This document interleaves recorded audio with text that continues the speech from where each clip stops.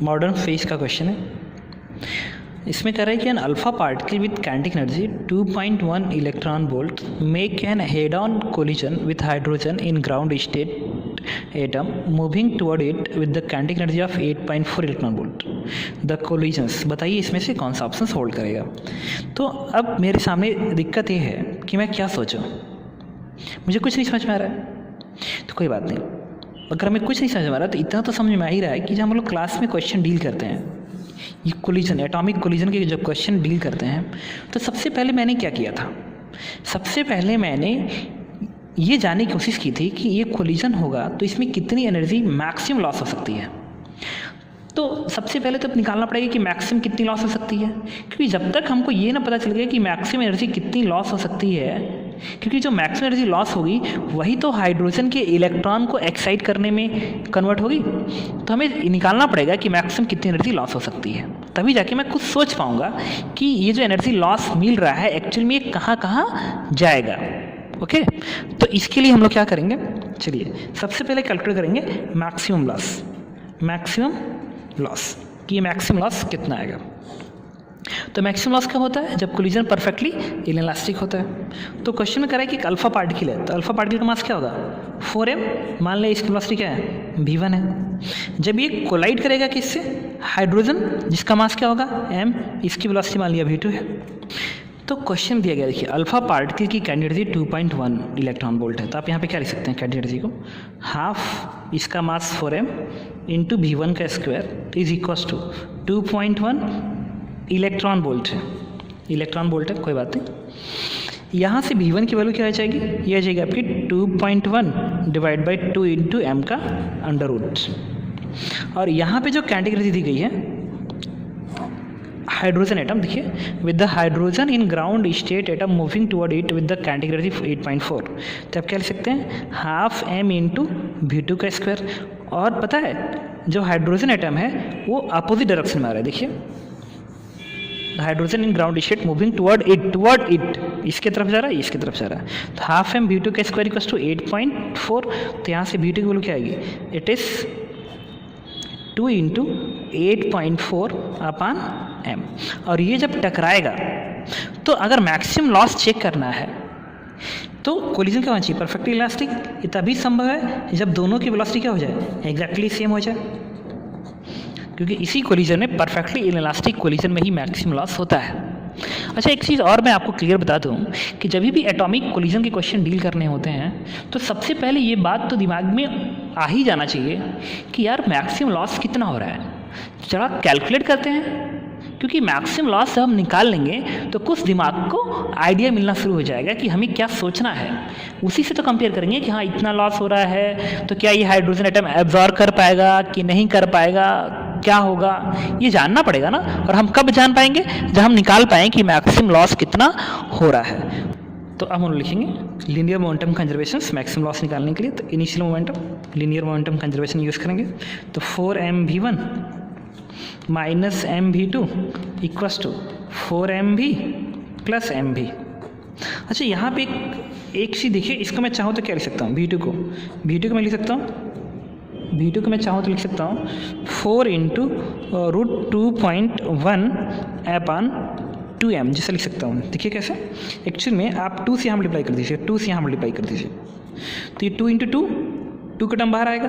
और 8.4 में से मैं चाहूँ तो 4 निकालूँ तो 2.1 बचेगा, तो 2.1 अपान 2m बचेगा यहाँ। और जब 4 निकालो वो भी बाहर आएगा, तो इस 2 और 2 के बेस एक 2 आया था, और एक 4 को बाहर निकालेंगे तो 2 बाहर आ जाएगा, तो 4 ये बन गया। इससे क्या मिल रहा है, इससे मिल रहा है इट इज़ 4v1, मतलब v1 ये डेटा इसके बराबर हो गया। अच्छा, एक चीज़ देखिए, यहाँ से m कैंसिल आउट हो जाएगा और ये क्या हो जाएगा 4v1 minus v2 equals to 5 into v। और चूँकि अभी आपने प्रूफ किया है कि v2 की वैल्यू किसके बराबर है 4v1, तो आप यहाँ पे लिख सकते हैं, तो 4v1 माइनस 4v1 बराबर v, then v is what, it is 0। इसका मतलब हुआ कि इस स्पेशल क्वेश्चन में ये जो पार्टिकल दोनों आपस में टकरा रहे हैं वो पूरा का पूरा मैक्सिमम लॉस कर सकते हैं, नहीं तभी तो फाइनल स्पीड 0 आ रही है। इसका मतलब जो मैक्सिमम लॉस अगर होने वाला है वो कितना हो सकता है इस कोलिजन्स में, दोनों ही पार्टिकल अपनी कैटेगरी की पूरी लॉस कर देंगे तभी तो फाइनल स्पीड दोनों की 0 हो पाएगी। तो यहाँ से 2.1 एंड प्लस यहाँ से 8.4, then this value is what, it is 10.5 electron volt. इससे ज़्यादा एनर्जी लॉस नहीं हो सकती। अब मैंने कहा कि कोई बात नहीं, इससे ज़्यादा एनर्जी लॉस नहीं हो सकती, तो सोचते हैं क्या क्या हो सकता है। तो सबसे पहले हमने एनर्जी का डायग्राम बनाने की कोशिश की। एनर्जी डायग्राम बना रहा है हाइड्रोजन का। तो ग्राउंड स्टेट की एनर्जी होती है -13.6, फर्स्ट लेवल की एनर्जी होती है 3.4, अगले लेवल की एनर्जी होती है -1.51 इलेक्ट्रॉन वोल्ट। ये गैप कितना होगा, ये गैप होता है 10.2, ये गैप कितना होगा, इट इज़ 1.9। और कोई पूछे ये गैप कितना होगा, तो इट इज़ 12.1 इलेक्ट्रॉन वोल्ट्स। तो जब ये अल्फ़ा पार्टिकल इस हाइड्रोजन एटम से टकराएगा, जब ये कोलाइड करेगा, तो कोलिजन में क्या होता है। कोलिजन में मैंने कहा था कि एक हाइड्रोजन एटम का इलेक्ट्रॉन जब भी एनर्जी एब्जॉर्ब करेगा, वो एनर्जी एब्जॉर्ब उसके दो एनर्जी के लेवल के डिफरेंस के बराबर होनी चाहिए, तभी जाके एनर्जी एब्जॉर्ब कर सकता है। एक और चीज़, कुछ बातें हैं जो यहाँ पे ध्यान रखना पड़ेगा। मैंने कहा था कि अगर एक फोटॉन किसी हाइड्रोजन एटम के इलेक्ट्रॉन से टकरा रहा है, तो उस फोटॉन की energy, photon is underline, photon की एनर्जी को पूरा का पूरा एब्जॉर्ब करेगा, उसका कोई एक पार्ट एब्जॉर्ब नहीं करेगा, पूरा एब्जॉर्ब करेगा, तो जाके वो एक्साइट होगा। तो एक्साइट कब होगा, जब फोटॉन की एनर्जी किसी भी हाल में जो हाइड्रोजन एटम का इलेक्ट्रॉन का एनर्जी लेवल का डिफरेंस है उसके बराबर होना चाहिए। इनिशियल अगेन इंपॉर्टेंट, इनिशियल से वो डिफरेंस के बराबर होना चाहिए। जैसे कि अगर ग्राउंड स्टेट में इलेक्ट्रॉन का एटम है, तो एनर्जी डिफरेंस या तो 10.2 होना चाहिए या तो 12.1 होना चाहिए। इस 1.9 से नहीं लिखेंगे, क्योंकि इलेक्ट्रॉन जो है पहले से ग्राउंड स्टेट में है ना, पहले से थोड़ी इसमें है। तो पहले से अगर ग्राउंड स्टेट में है, तो ग्राउंड स्टेट के साथ हमें डिफरेंस देखना पड़ेगा। तो फोटॉन की एनर्जी या तो 10.2 होना चाहिए या तो 12.1 होनी चाहिए। Photon is important word.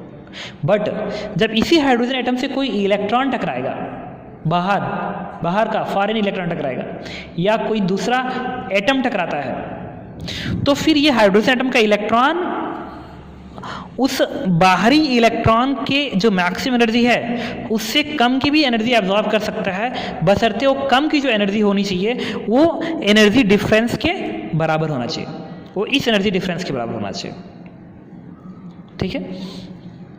लेकिन हाँ, बट ये कहना कि नहीं वो एब्जॉर्ब ही करेगा, किसी भी हाल में एब्जॉर्ब करेगा, ये जरूरी नहीं है। ये मे भी हो सकता है। जैसे एक फोटॉन है, जैसे कहूँ कि एक मान लो एक फोटॉन है, फोटॉन करें, मान लीजिए कि इलेक्ट्रॉन है, उस इलेक्ट्रॉन के पास एनर्जी है, इलेक्ट्रॉन के पास एनर्जी मान लीजिए 10.5 इलेक्ट्रॉन वोल्ट एनर्जी है, और वो जाके हाइड्रोजन से टकरा रहा है। तो हाइड्रोजन से टकरा रहा है, तो हाइड्रोजन का जो इलेक्ट्रॉन होगा, हो सकता है कि वो 10.2 ले ले, या हो सकता है कि न ले। तो अगर वो 10.2 लिया तो एक्साइट हो जाएगा, और नहीं लिया तो एक्साइट नहीं होगा। नहीं लिया तो कोलिजन इलास्टिक हो जाएगा, और ले लिया तो कोलिजन इनइलास्टिक हो जाएगा। लेकिन अगर कोई मैं ये कहूँ कि जो बाहर के इलेक्ट्रॉन है उसकी एनर्जी 9.2 है इलेक्ट्रॉन वोल्ट है, मतलब इस 10.2 से कम है। अगर ये 9.2 इलेक्ट्रॉन वोल्ट की एनर्जी है, अगर ये 9.2 इलेक्ट्रॉन वोल्ट की एनर्जी है, तब तो इसको एक्साइट होने के लिए 10.2 चाहिए। तब तो ये हाइड्रोजन के इलेक्ट्रॉन तो चाह के भी नहीं ले सकता। जब चाह के भी नहीं ले सकता है, तो ये अगर 9.2 इलेक्ट्रॉन का कोई इलेक्ट्रॉन टकराता है, तो किसी भी कीमत पे कोलिजन क्या होगा, इलास्टिक ही होगा। नहीं, लेकिन अगर कोई इलेक्ट्रॉन इस हाइड्रोजन एटम के इलेक्ट्रॉन से टकराता है जिसकी एनर्जी 10.2 से ज़्यादा है, तो कुछ भी हो सकता है। अगर उसने हाइड्रोजन के इलेक्ट्रॉन ने लिया तो कोलिजन इनइलास्टिक में भी कन्वर्ट हो सकता है, और नहीं लिया तो इलास्टिक में कन्वर्ट हो सकता है। सही है। तो मैक्सिमम लॉस कितना हो रहा है, 10.5 इलेक्ट्रॉन वोल्ट। तो 10.5 इलेक्ट्रॉन मैक्सिमम लॉस हो रहा है, और हमें पता है कि यही लॉस इस हाइड्रोजन एटम के ग्राउंड स्टेट के इलेक्ट्रॉन को एक्साइट करेगा। तो ग्राउंड स्टेट के इलेक्ट्रॉन को एक्साइट होने के लिए एनर्जी कितनी चाहिए, या तो 12.1 चाहिए या तो 10.2 चाहिए। तो 12.1 तो मिल ही नहीं सकता इससे, तो बट ये 10.2 तो दे सकता है, क्योंकि वो मैक्सिमम इतना लॉस कर सकता है, तो 10.2 तो कर ही सकता है। अगर उसने 10.2 कर दिया, अगर इस अल्फा पार्टिकल और हाइड्रोजन ने दोनों ने मिलकर टोटल इतना काइनेटिक एनर्जी लॉस कर दिया, तो 10.5 का और 10.2 वाला लॉस ले ले, इतना लॉस ले सकता है भाई। 10.5 ना ले, परफेक्टली इलास्टिक कोलिजन ना हो रहा हो। जब परफेक्टली इलास्टिक कोलिजन नहीं हो रहा होगा, सिर्फ इनइलास्टिक होगा तो जो लॉसेस होगी वो 10.5 से कम भी तो हो सकती हैं। तो 10.5 से कम क्या 10.2 नहीं है? तो अगर 10.2 हो गया तो हाइड्रोजन एटम का इलेक्ट्रॉन एक्साइट होके फर्स्ट लेवल पे चला जाएगा। इसका मतलब कि एनर्जी लॉस अगर हो सकता है 10.2, तो कोलिजन क्या हो जाएगा? इनइलास्टिक हो जाएगा, इनइलास्टिक कोलिजन हो जाएगा, इनइलास्टिक कोलिजन। बट ये मे बी इनइलास्टिक कोलिजन होगा, क्योंकि 10 इतना मैक्सिमम लॉस कर सकता है, बट ये जरूरी नहीं कितना लॉस करे ही करे। हाँ, इतना जरूर कर सकता हूँ कि हाँ वो कर सकता है मे बी। तो लॉस कर दिया 10.2 का तो इनइलास्टिक कोलिजन, और नहीं लॉस किया तो इलास्टिक कोलिजन। तो यही कह रहा है मस्ट बी परफेक्टली इलास्टिक, गलत है। मस्ट नहीं, मे लिखता तो चल सकता था, मस्ट लिख दिया ना। मे बी परफेक्टली इनइलास्टिक ना, गलत है।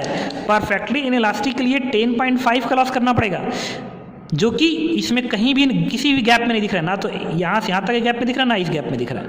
तो परफेक्टली इनइलास्टिक तो नहीं हो सकता, मे बी भी नहीं हो सकता है, क्योंकि मे बी होने के लिए ये वाली डेटा इसके में किसी गैप के बराबर होगा तब तो ले पाएगा, ले ही नहीं पाएगा तो मे कहाँ से आएगा? तो मे बी नहीं आएगा, ये भी गलत है। D part, must be perfectly elastic, गलत है। मस्ट क्यों होगा भाई? अगर इसने लॉस किया 10.2 का तो इनइलास्टिक हो गया, और नहीं लॉस किया तब इलास्टिक हो जाएगा ना। तो मे बी चलता, मे बी परफेक्टली तो कभी नहीं चलेगा, सॉरी परफेक्टली तो कभी नहीं चलेगा, ये तो ऐसे ही गलत है। मे बी इनइलास्टिक चलेगा, तो मे बी इनइलास्टिक चलेगा, तो मे बी इनइलास्टिक चलेगा या मे बी इलास्टिक चलेगा। तो इस केस में जो पॉसिबिलिटी है वो मे बी इनइलास्टिक की पॉसिबिलिटी है या मे इलास्टिक की पॉसिबिलिटी है, और कोई पॉसिबिलिटी नहीं है। तो which is the most appropriate answer? Answer is C part.